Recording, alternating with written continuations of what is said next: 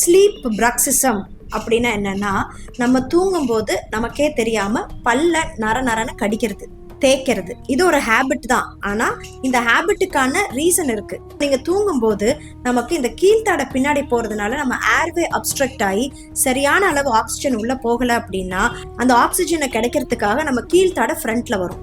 ஃப்ரண்ட்ல வந்து இந்த ஆக்சிஜன் ஜாஸ்தி ஆகும், திரும்ப நம்ம லோவர் ஜா பின்னாடி போகும், திரும்ப ஆக்சிஜன் பத்தலனா முன்னாடி வரும்.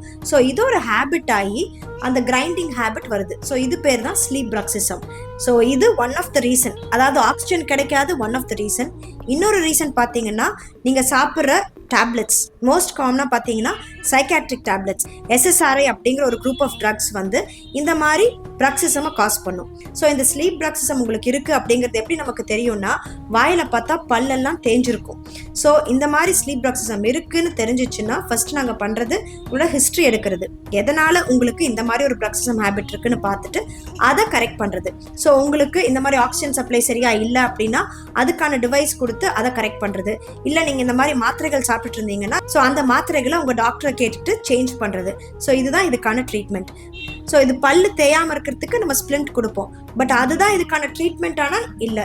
ஸோ நம்ம ட்ரீட்மெண்ட் ஆக்சுவலி பார்த்தீங்கன்னா அதோட என்ன ஈட்டியாலஜியோ, அதாவது என்ன காரணமோ அதை கண்டுபிடிச்சு அதை கரெக்ட் பண்ணுறது.